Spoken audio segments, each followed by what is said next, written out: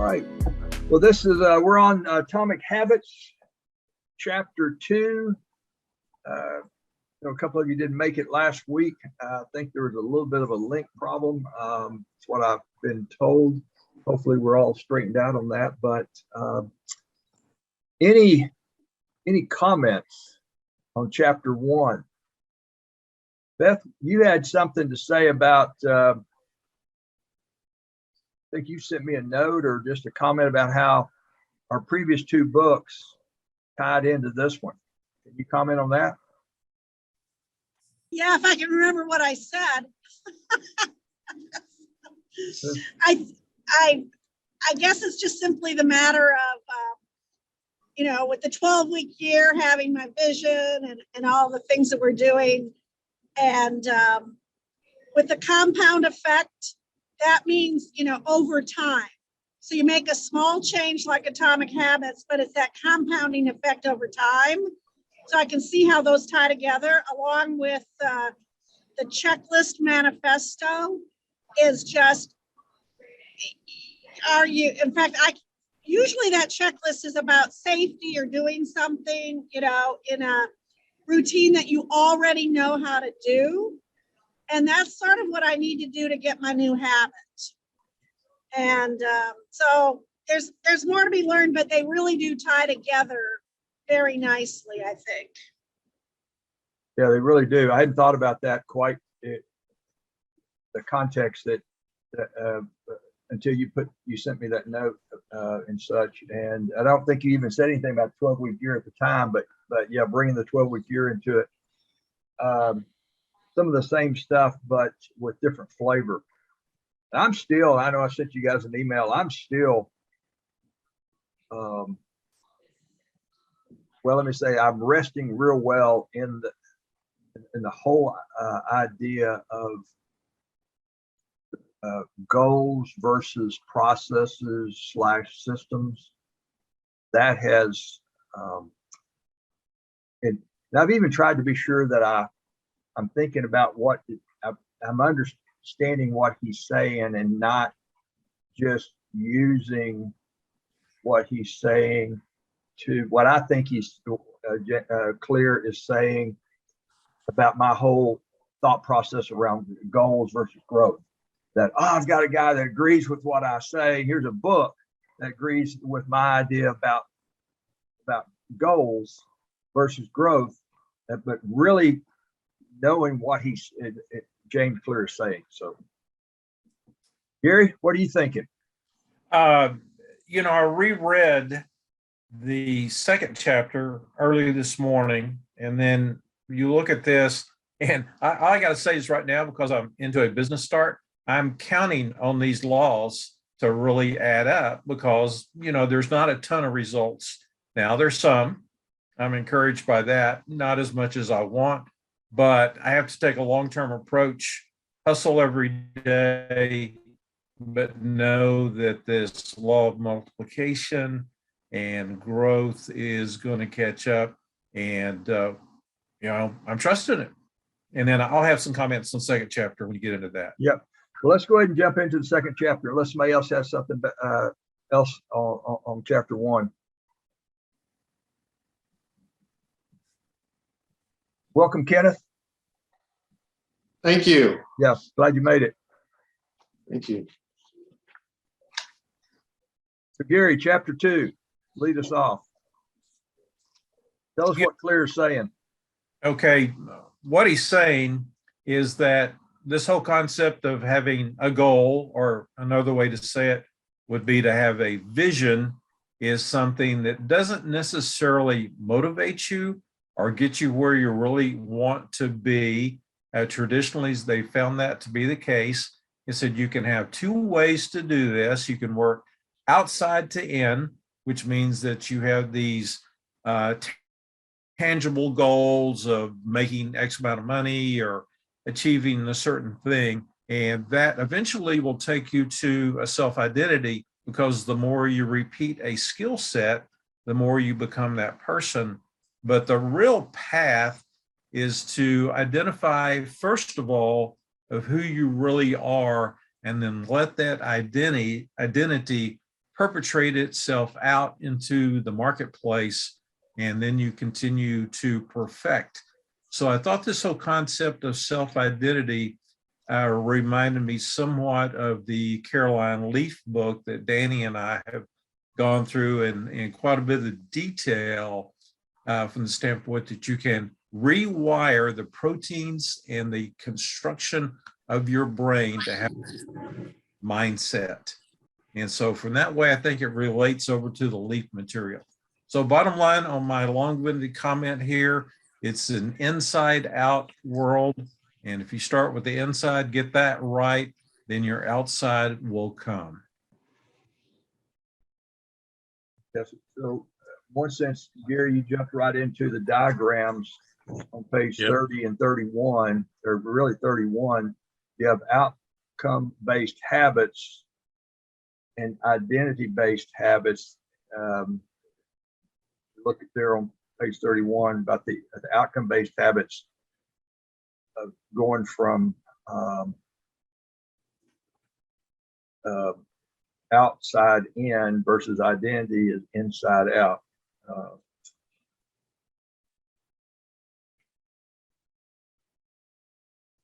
So Well, Danny, there's a circle diagram. If you look it up online, it's got identity in the center, process the second ring out, and the third ring out is the outcome. So as Gary stated, that center part is the identification part, and the actual process is the next part, and then the outcome is the outer ring. So yeah, visually it makes total sense, and what Gary says makes total sense, right? I'll have to agree with him.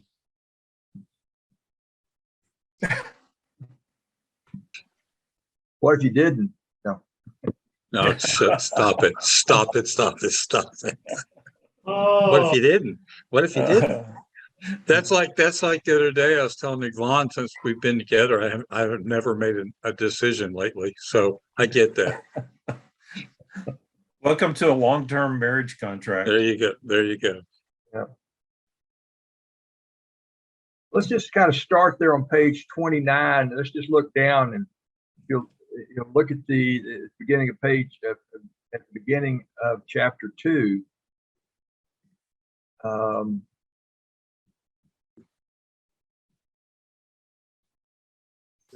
Just start there on 29, and let's just slowly go through them. There's a lot of statements here. And anybody, let's talk about what the author is saying, not whether we agree or disagree.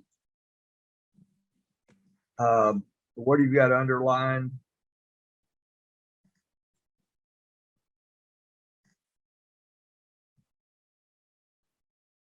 Somebody Danny, I don't have a book in front of me. Can you read off of some statements so we can dive into Yeah. them?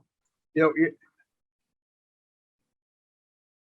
here where he says, once our statements are established, they seem to stick around forever, especially the unwanted ones.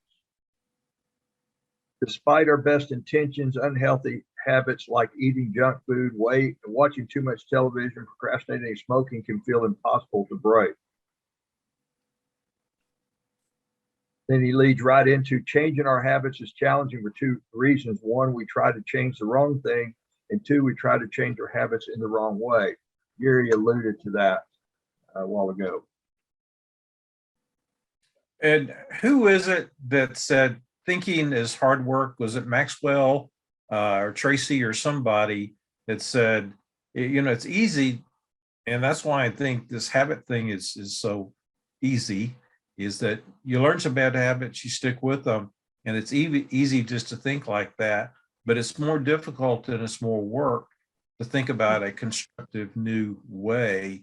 And so we just slide back into that rut, right? And so the old cliche is our rut is just a grave with the, what's the other? It's a flip of that. Rut is just a grave with the ends kicked out or something like that. Something like that, yeah. I get flipped it. it. I get it. Scott, you had a little bit to say about this this morning. Well, I haven't started attacking identity really yet, but that's probably the next thing. I took low hanging fruit. So I took the habit stacking idea because I finished the book in Audible and I'm trying to find the charts and appendices in the background while you guys are talking because I don't have the physical book. But I did get the workbook and journal. So take some notes in that. So I've already started changing the morning routine from basically wake up, brush my teeth, get coffee, to wake up, make my bed, do push-ups, do sit-ups, brush my teeth, and go have a big glass of water, probably lemon water, take my vitamins, and then wait an hour and only have coffee 3 days a week. So I've been on that for about a week now. I feel great. I wake up in the morning, I'm like ready to go. And starting tomorrow, I'm going to be ready to be on time for all my appointments. So that's not great. And I started asking myself the question, what would a healthy person do? And I didn't do that more than about 2 days. Then I noticed last night I wasn't doing that. So I think that's where the identity problem opportunity, that's where the identity opportunity is going to emerge, where this little habit stacking routine in the morning is easier than starting to decide a new identity, which is a bigger decision, and then start to reinforce that identity with the things I say, the mindfulness, my self-talk, and then choosing to think and use my brain to think and not be on autopilot, to start creating new neural pathways in my brain versus just running the routines that are already there and established. Hey, Scott, I was just going to mention, it sounds like what you're doing is what I've read in Miracle Morning. Probably a lot of you read that, but you know, that guy's got a whole approach to kick off your day well, and whatever you do with what he calls Miracle Morning. It involves a lot of things you mentioned about, rest and exercise and devotion and, proper eating, all that. So if you haven't read that, you might take a look. Yeah, Danny's made me read a lot of books in the last 10 years. A lot of books. But I have yet to read the Miracle Morning or the 12-week year or the Checklist Manifesto. Well, I mean, Scott, just cheap. Pull up Miracle Morning PDF, see if it can give you a summary. I mean, come on, you can shortcut that. If Danny gave you too much, okay? Well, he's trying to take care of the big problems first. Okay, got it. Make sure I got sober and stayed married. Like he helped with that. That was pretty big. Okay, there you go. Started pursuing the Lord. Those are 3. I mean, that took 7 years all by itself. There you go. I'm resisting comments like you would not believe. This Scott, real quickly, in case somebody hasn't gotten that far, describe this. Scott described how he stacked some habits there, but just describe what stacking habits are, or habit stacking. Yes. So we have many parts of our day and our life are structured in a series of steps that are autopilot, and we don't think about it.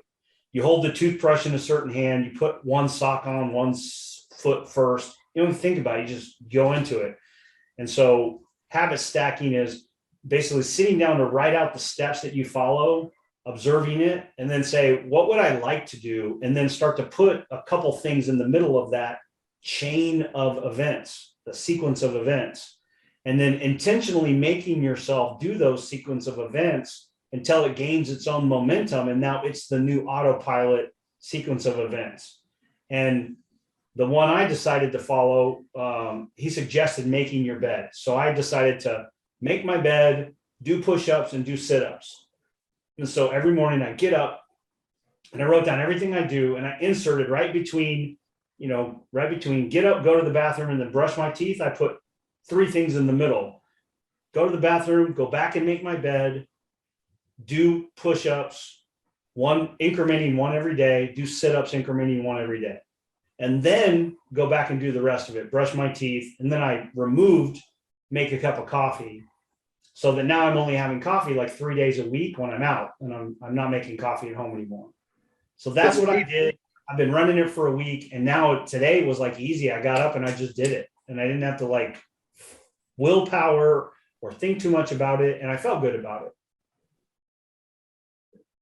Very good. And the example he uses, one of the examples he uses, if you wanted to play the guitar and get better at playing the guitar, put the guitar where you set every day, where that all you have to do is reach for it. You don't have to go get it out, take it out of its case, mess with it, go into another room and such. So develop habits that stack in there with your existing habits. So I'm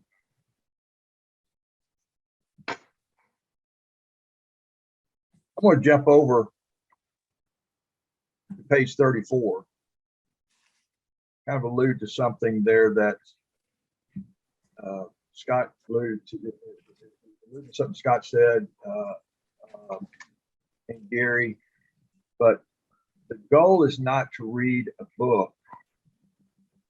You know, he's talking about true behavior change is identity change. You might start a habit because of motivation, but the only reason you'll stick with it is it becomes part of your identity.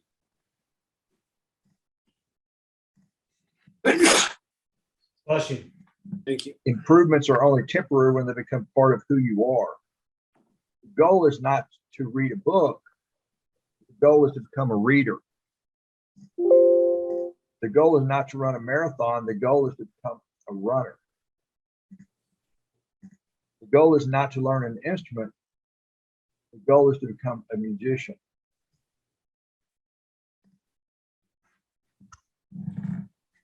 Anybody got an example of something that they worked on that they have unknowingly done something like this in the past, or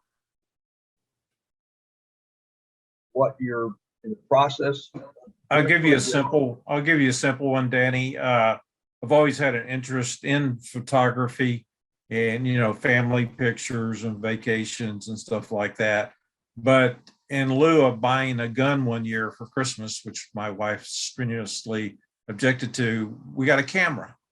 And then I started taking photos for Metropolitan Breakfast Club and CBLG and different networking groups I went to, and then vacations. And it was a little hobby for Sue and I.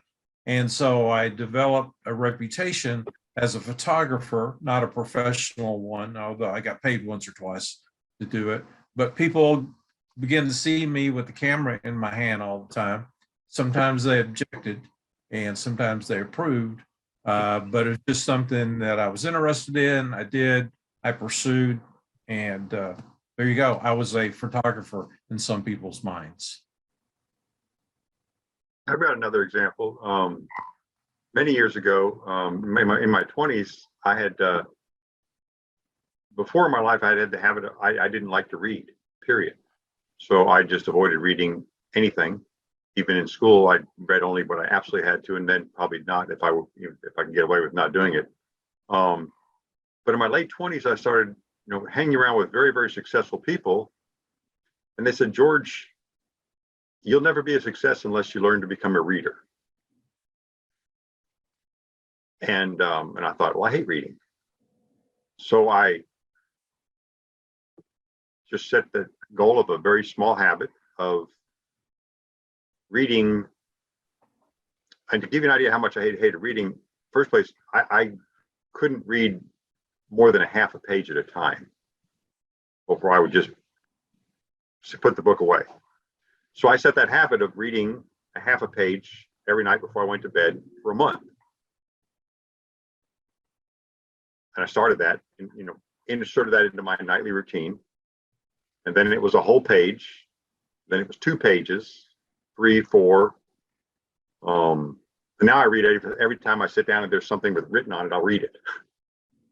But that took a long time to develop. Yeah, I love what you said there, that they said you needed to be successful, you need to be a reader. They didn't say you need to read books. They said you need to be a reader. Exactly. So I found something that interests me that had nothing to do with being successful. It had nothing to do with learning anything. It was just of interest. And I would start reading there. I did the same thing learning to talk to people, because I was the person who just sat in the room in a corner and watched everything that went on and never spoke to anybody if I didn't have to. I mean, in high school, if I wanted to talk to a girl, I'd call her on the phone and have notes to know what to say, because I had no idea what to say. And so you want to be successful at this. And so I literally every day I would go to the grocery store. I would get in line at the grocery store. I'd make sure there were 2 people in front of me in line, whatever line I got into, didn't matter. And all I wanted to do was buy a pack of gum. That's all I bought. But I would watch the interaction between the people in front of me with the cashier. And my goal was to say something to the cashier to make them smile. That's all I wanted to do. That was success. And I would do that all the time, day after day. Very cool. Well, then I got really brave and I got in a line, and I would turn around and talk to the person who was behind me in the line. Because I couldn't do that either. I couldn't talk to anybody. Now, Herdy knows I talk to people all the time. Paul knows that, but I had to learn that. Yeah. It wasn't something I just naturally did all the time. But it was by taking those one step at a time, little habits. And now, I can still easily slip back into that but I enjoy talking to people. So I do. Yeah. Very good. Very good. So it says here on page 34, your behaviors are usually a reflection of your identity. What you do is an indication of the type of person you believe that you are, either consciously or non-consciously. Research has shown that once a person believes in a particular aspect of their identity, they are more likely to act in alignment with that belief. What do you think about in relation to this? I've been accused of this. I accuse myself of it. I know I've said it. I don't believe I should have said it. Say that when I normally hear people say it, I just know that's that's coming out of their mouth. Their brain's hearing it. And the whole thing, well, I'm not a salesperson, but I just want to help people. What do you think that does to a person's ability for somebody to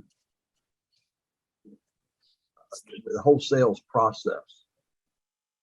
I mean, Danny, you've heard me say this. I'm a pay it forward guy, and I don't keep score. If you're really not keeping score, it works out because God's got it. But you've got people have the business face on. They walk in like armor, and they're spewing all this stuff, and you're kind of your BS detector goes off because it's a story. It's they don't even believe it. So if you've got people that you associate with that really believe in pay it forward, it's incredibly powerful. And Danny, you and I met people like that where it's genuine. And it has an effect on you. It's reinforcing, but also has an effect on how you accomplish things because you've got a different focus. I think when you take that specific statement about I'm not a salesperson, it really goes back to the concept he's talking about. When you start doing it and repeating it and learning it, then you become it. If there was ever a guy coming out of high school that was not a salesperson, it was yours truly. And it took a good 10 years before I could truly say that. But after I got past Before you could truly say what? That you were? Truly say that I was a professional salesperson. Yeah, because that's the last thing I wanted to be, even by, mid-college, that sort of thing. But the concept of practicing the skill set and learning it and changing your attitude meant that I became good at it and I understand it and I know it. Paul, what are you bringing at? Oh, I take the whole sales thing completely different. I mean, a lot of y'all know I was a store manager for Walmart for 22 years. So I didn't have to sell anything. I just had to manage cats running around about 350 of them at a time, trying to make sure they don't, play with too much yarn at once. But the thing is that after I got into insurance, I realized that everybody's in sales. I don't care what your job is. If you're 2 years old and you're trying to get your mom to get you some candy, you're trying to sell to her that you need candy.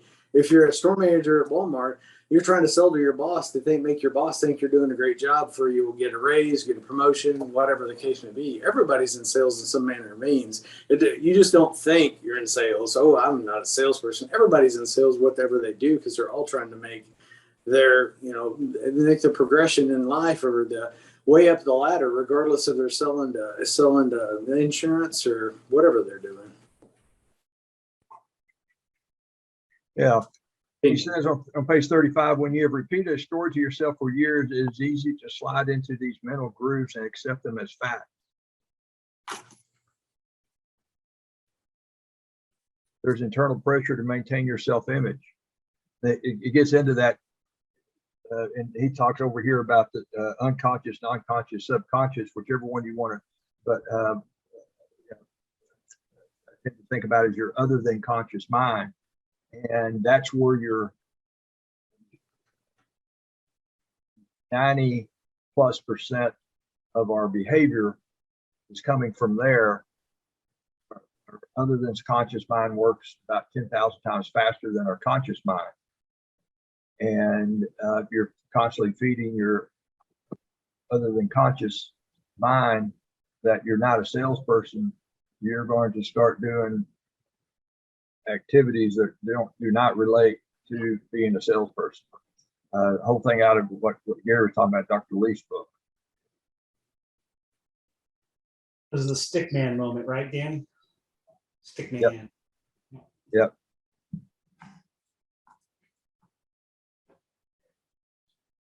Of course, then you've got the people that, like Tom's talking about, that walk in and all they're trying to do is just sell you, and they forget about the part of sales about contributing.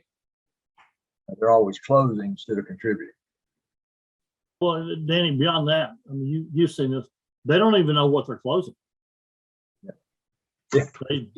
I mean, my all-time regular went to a networking event, and the guy asked me to go to coffee next week. I did. And within 5 minutes that we sat down, he shoved an application across the table for life insurance. Less than 5 minutes. Wow. So he was kind of shocked when I told him I couldn't refer him. Yeah. Why? Well, you don't even know how much I need. You don't even, I got an artificial heart. I mean, excuse, he had no idea. But the point is, he was told, here's how you do it. You warm them up and give them an application. I mean, he missed it. I mean, it was a good job. He missed it completely. I'm like, my client may have needed 5 million. You shove an app across there for 50,000. You didn't even know what he needed. Yeah. Right. So that's a record still. So on page 36, he says, on any given day, you may struggle with your habits because you're too busy or too tired or too overwhelmed or hundreds of other reasons. Over the long run, however, the real reason you fail to stick with habits, let's say we're even trying to develop a new habit. Over the long run, however, the real reason you fail to stick with habits is that your self-image gets in the way. Now, what I'm seeing here, he started off in the last book, or in the last chapter, talking about the power of these little bitty habits, these atomic habits, these little bitty habits. He talked about positive compounding versus negative compounding. He ended the chapter with the importance of having processes / systems. You rise to the level, you don't rise to the level of your goals, you fall to the level of your systems. Now he's coming in here and starting to talk about this identity, these little bitty things that you do. In part, those include what you say, what's coming out of your mouth, and how that forms your beliefs, that forms your identity. Yeah, I think it's even one layer deeper than that, Danny. It's what do you say to yourself about yourself that no one else hears, right? We Yeah, well, also, you and I and Richard, if you others went through that book on Chad Helmstetter a few years ago, on not psycho-cybernetics, it was the power of self-talk. no, it was anyway. The guy's original book that book was written off of was what you say when you talk to yourself. Yeah, Psycho. Anyway, cybernetics. so this brings us to an important question. If your beliefs and worldview play such an important role in your behavior, where do they come from in the first place? How exactly is your identity formed, and how can you emphasize new aspects of your identity that serve you and gradually erase the pieces that hinder you? Yeah, I think that's where what do you say out loud to yourself to start to rewrite new pathways in your brain and making those conscious choices. Like, what is it I want to say out loud to myself that I want my brain to do automatically? And then reinforcing that with habit stacking that is congruent with those ideas that you want to say out loud to yourself. Like, I'm a runner, not, hey, I ran 5K. And I'm a runner, so that's why I run. I'm a runner. Or I'm a healthy person, not, hey, I'm on a diet. I'm a healthy person. Right. So Ending. the whole concept is, go ahead. Go ahead, Kyle. Oh, I'm sorry. On that page before 35, I wrote out next to all those confessions, I wrote a little side note of my own: confession that creates. And I believe that we're able to create, our environment, create, our habits, oftentimes by the things that we say. He talks about, many people walk through life in cognitive slumber, blindly following the norms attached to their identity. And they're saying things like, I'm terrible with directions, or I'm not a morning person, so on and so forth. I used to say all the time, I would forget somebody's name and I'd say, oh, I'm terrible with names. Can you tell me your name again? And I felt this prompt to stop doing that and change my confession to, you know what, I'm getting better at remembering names, but can you tell me yours one more time, because I really want to remember it. And I began to remember names that way, and practically, the habit that I would make after I met someone, is, I would think about their name and I would look at them and associate their name, with their face, before the end of the conversation, so that I not only am I confessing that I'm getting better at remembering names, but I begin to develop habits of how to actually help myself remember the names. Very good. Very good.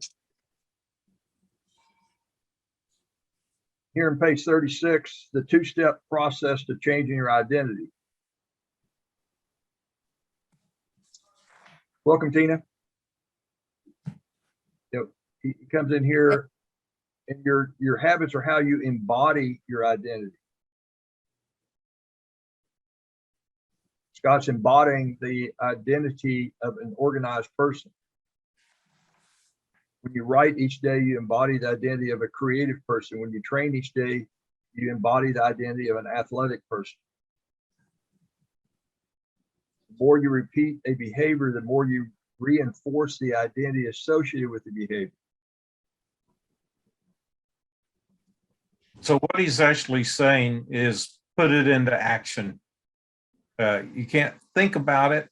Maybe verbalizing helps, but actually going out and doing the thing that you're setting a new identity for helps reinforce it and ingrain it as a new perspective in life. Yeah.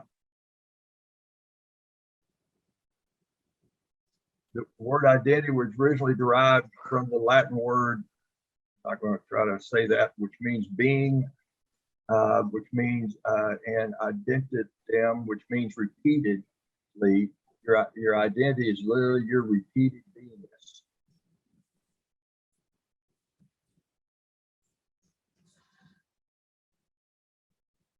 Whatever your identity is right now, you only believe it because you have proof of it.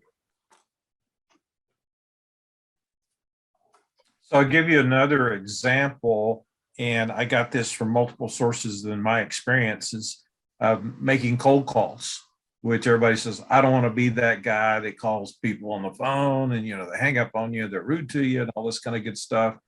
But you got to convince yourself that what you're offering has value and that the way you approach your prospect is different. It's just not dumping stuff on them. You got to have a short, sweet template that allows people to have a conversation instead of just a one-sided monologue. There are all kinds of concepts to it. And then when you know the numbers and that it does produce business, then it reinforces the fact that it's a valuable concept. But a lot of people will say, I hate cold calling, not going to do it, not good at it, blah, blah, blah. Well, you can be, and you have to reinforce that. And after having made thousands and thousands of cold calls, I still have to stop and pray when I get started.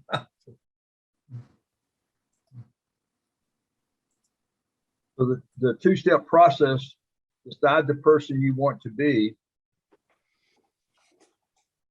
That was one. Two is prove it to yourself with small wins. That's number 30 on page 39.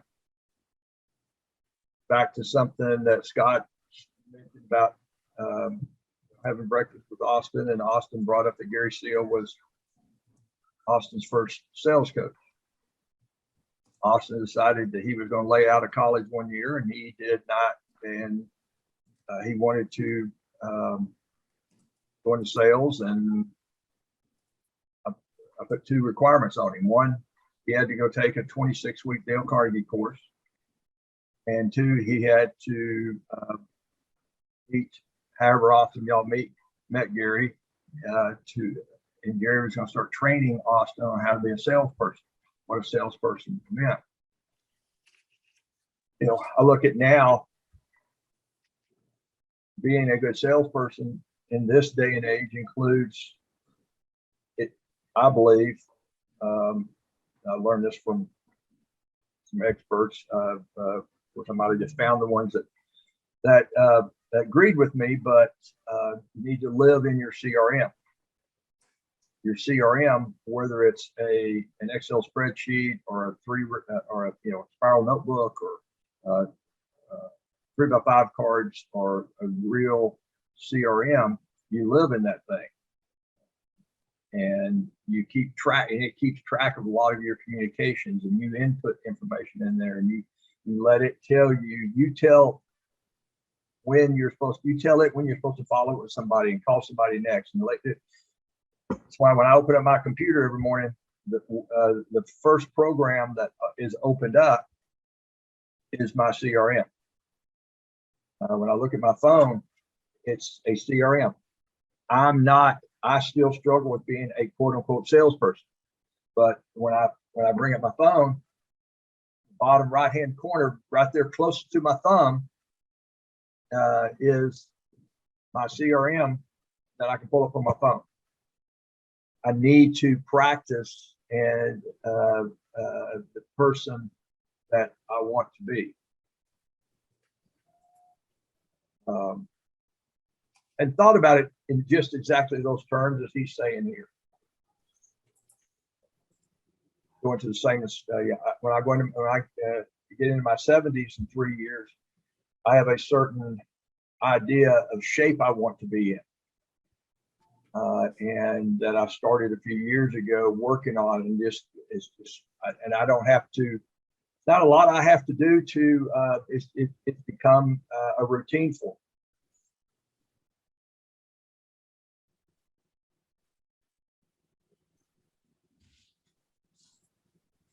It says here on page 39, first decide what you want to be. This holds it at any level as an individual, team, community, nation. What do you want to stand for? What are your principles and values? Who do you wish to become? These are big questions and many people aren't sure where to begin. But they do know what kind of results they want. Start there, work backward from the results you want to the type of person who could get those results.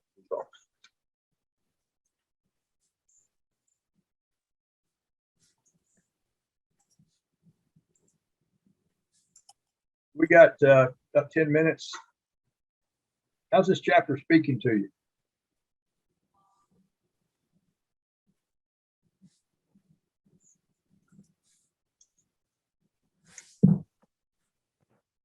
Love it. Love it. We get to decide who it is that we want to be, but we also, have to make the choice to take responsibility for who we are for ourselves, and who we show up to be as for the rest of the world. And that's a big responsibility, because then we have to live up to it. And being on autopilot's a lot less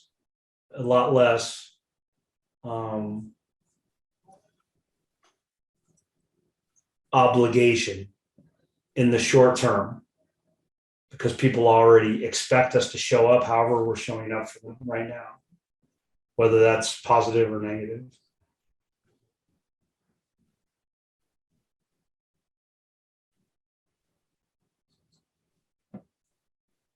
Well, Danny, one of the things I like about it is that identity thing, because I'm 68 years old and I've been fit most of my life, and I feel unfit right now. But what I've done is I've kind of like an idea board, whatever. I've actually put up pictures of running and dancing. And because I am a runner and I am a dancer and I am a healthy person, and it's kind of interesting how it sort of does ingrain itself into you, and you make better decisions when it is your identity. So I really do believe that. And talking about habits, the way I became a runner, I was 27, working at the University of Minnesota in virus research. And there was a guy I kind of liked, and he would go over and run at noon. So I went, he invited me along. So I went. What I learned was that you can run maybe twice because you want to do it for somebody else. But by day 3, you better want to be a runner for yourself, because, it's just not going to stick, right? Yeah. And I started, so I would run with the guys. I was the only woman. I would run with the guys. My fastest run, well, first, of course, the first day was like a half a mile, and I kind of had to stop. I was thin and fit. I was dancing, but I had, wasn't running, and running takes a different, whatever energy and lung power, etc. But anyway, I'd run my fastest mile with them, and then they would do, that would be their warm-up mile, right? Then they would take off and they'd run 3 miles down the river road there, and then they would come back, and I would have turned around at maybe 2 miles, and then they'd catch up to me, and then we'd shower and walk back over to the university, work, right? So it was a habit that I didn't realize I was stacking just on lunch hour at work. It was so easy. They had an indoor field house for if it was below 0. They had the shower, and I had a locker. I mean, everything was set up to make it easy, to make it a habit. And I just became a runner. It was probably about 6 months later that I actually ran a race, and I'm like, oh my gosh, I can run. I'm a runner. And I've fallen away from that, but I'm now stacking. I'm on the treadmill when I want to watch Wheel of Fortune. That's 30 minutes. And I kind of like to watch TV and relax kind of at the end of my day, but now I'm on the treadmill, and I only started it July 1st. So it's something new, but to stack it onto something I'm already doing.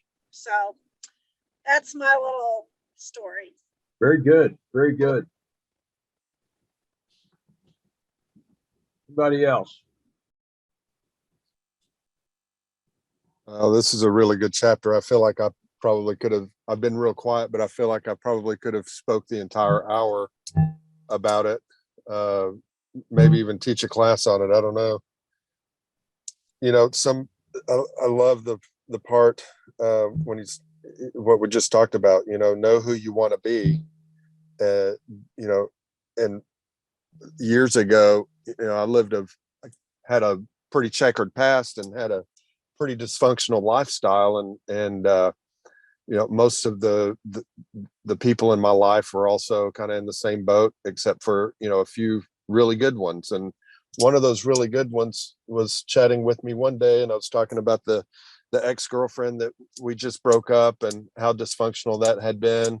And he just looked at me and said, Kyle, he goes, what you need to do is picture the woman that you see yourself spending the rest of your life with. The attributes, because that was the topic that day, was, you know, the relationships that I'd been in.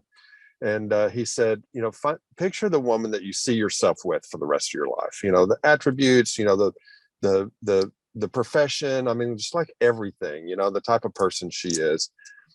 Because it's obviously not these girls that you're attracting into your life, because, you know, there's just problems and it's toxic. It's toxic for you and it's toxic for them. He said, picture that woman and then become the man that's going to attract that woman into your life. And until you become that guy, you're going to keep attracting all these other people into your life. And, you know, I set on that journey to do that. You know, and there was a lot of parts of my heart and soul that needed to heal to get to where I'm at today. But, you know, that woman is my wife now, you know, and, you know, it was a probably 5 or 6 year journey to get to that place, but I never lost sight of that. You know, I probably became that guy, you know, within, you know, 2 or 3 years. But you know, it was, you know, something that in the next paragraph, when he talks about, you have a choice in every moment, you know, and our daily lives are made up by moment to moment decisions. You know, we're led by our thoughts, and you know, every thought is, you know, we have a choice to make. You know, on my way, you know, past the Domain area, there's a place that I used to like to get chili dogs, you know, and I saw the sign for it, you know, exit here, you know, there's Wiener Schnitzel. And, you know, it's a childhood place that I used to eat. And I thought, oh man, a chili dog would be so good right now because I'm hungry. I had the thought, you know, but in that moment I realized, no, I'm a health, you know, this body is well designed to perform and perform well. And I can't perform and feel well if I put that in it today, you know? And so I made that conscious moment decision not to pull off and get that chili dog, you know? And so it's just a series of decisions. Now, Kyle, if you're saying chili dogs are bad for you. I didn't say they're bad for you. And anything in moderation's okay. You know, anything in moderation's okay. But, you know, that's something that I'm dealing with and walking through is, you know, being a healthier person and making better food choices right now. You know, when you know, when I've lost a few pounds and put on some muscle strength again, I'll go have a chili dog. I might have two, but, you know, right now that's, you know, it's just an illustration of, you know, I even wrote out to the side moment by moment, you know, where it says you have a choice in every moment. You know, I said, yep, moment by moment. Habits help you achieve all of these things, but fundamentally they're about having something and they're about becoming someone. And I want to become the best me I can be. And right now it's not getting that chili dog. Perfect. Very good. Very good. Anybody else? What else? Wrap up here.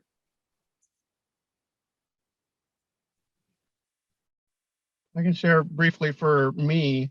This is Kenneth, by the way. Yeah. That it's helped me to really look at what I believe, why I believe it, and is, you know, what's the root of that belief system.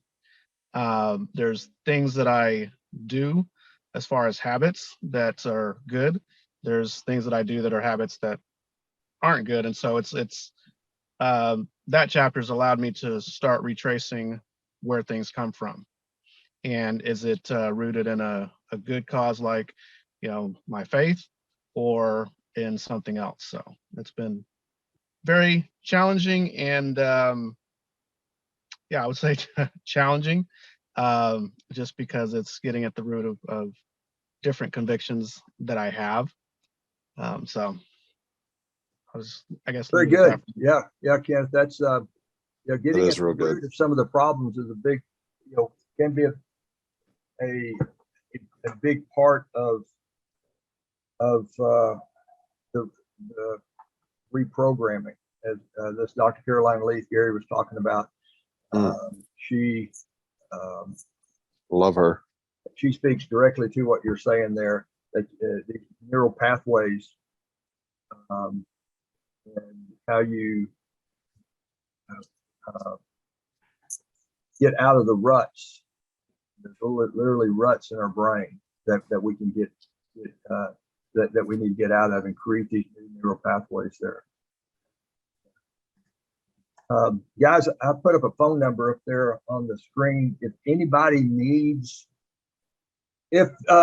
speaking your intentions, and this is a phone call I have available that you can call in every day at 8 o'clock in the morning or 4:30 in the afternoon. And you call in, state what you're going to do that day. There's no judging. The idea is that you're stating your intentions for that day. Then you call in the next day at the same time, or not at the same time, you call in the next day or at the end of the day. We've got one guy that calls in almost every morning. He's on every morning, almost every afternoon, and he's stating what he did and then what he's going to do that night. And then the next morning he wraps it all up. You can't do something like that every day, 5 days a week, for 4, 5, 6 weeks